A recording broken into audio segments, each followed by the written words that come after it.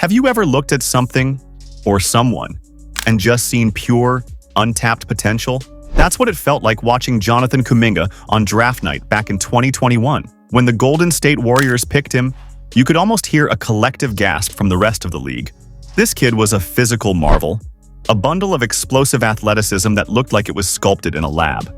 He was supposed to be the bridge, the prince who would inherit the kingdom once the golden era of Steph Curry, Klay Thompson, and Draymond Green finally faded.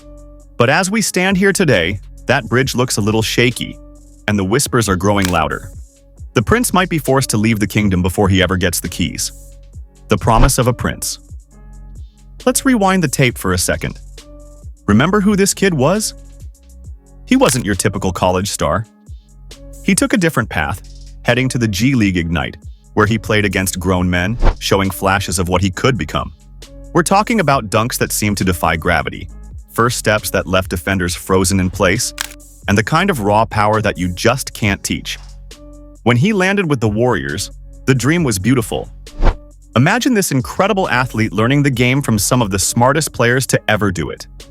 He'd soak up Draymond's defensive genius, watch Steph's impossible work ethic, and learn the championship habits that defined a dynasty.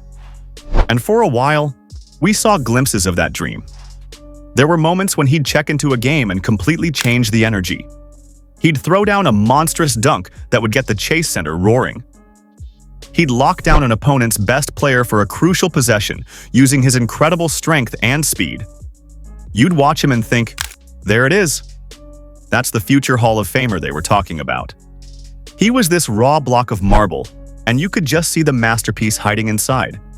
The problem is, carving a masterpiece takes time, patience, and the freedom to make a few mistakes. And on a team trying to win championships. Right now, time is a luxury they just don't have.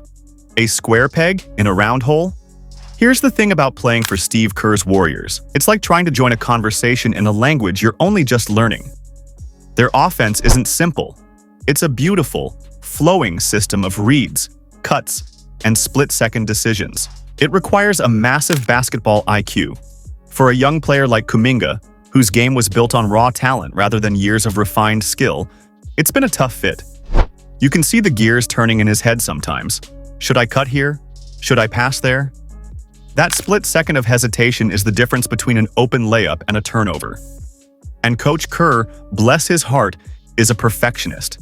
He's coaching for a title, not a development project. So when Kuminga would make a mistake, a bad turnover, a missed defensive rotation, the leash would get incredibly short. He'd find himself right back on the bench, watching the veterans who knew the system inside and out. You can't really blame Kerr. His job is to win games, and he trusts the guys who have won with him before. But you also can't blame Kuminga for getting frustrated. He's a top-tier athlete, brimming with confidence, who wants to be out there making a difference. Instead, he often found himself in a role that felt like being the world's most athletic spectator. The reports of his unhappiness with playing time weren't shocking. They were human. It's the classic struggle of a young lion wanting to hunt, being told to just sit and watch. The two timelines. Dilemma? This all comes down to a big, ambitious idea the Warriors front office had a few years ago. The two timelines. The plan was simple on paper but incredibly difficult in reality. Timeline A was to keep winning championships with the legendary core of Steph, Klay, and Draymond. Timeline B was to develop their young lottery picks, James Wiseman, Moses Moody, and Jonathan Kuminga, so they'd be ready to take over when the old guard retired. It was a noble plan to avoid a painful Spurs-style rebuild, but it turns out running two timelines at once is nearly impossible. They clash. Championship teams need reliable, high IQ veterans who don't make mistakes. Developing young players requires giving them the freedom to make mistakes so they can learn and grow. You can't really have both. Every minute Kuminga was on the floor making a youthful error was a minute a proven veteran could have been out there helping Steph win. The pressure to win now, always, and rightfully, won out. We saw what happened with Wiseman.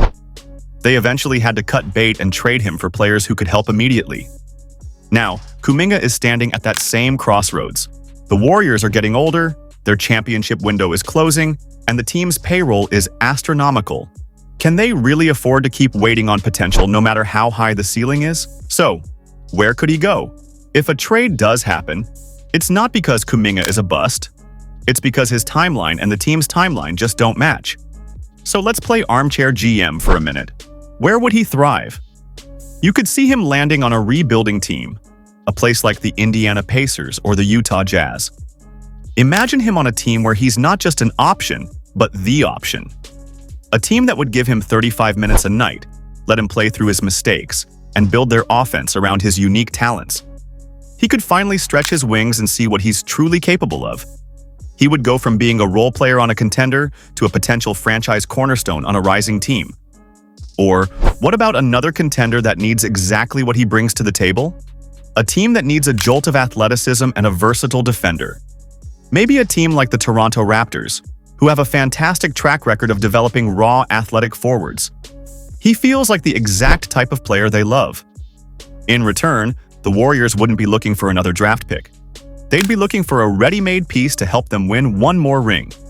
A solid 3-and-D wing, a reliable backup big man, someone who doesn't need to learn the language because they already speak it fluently.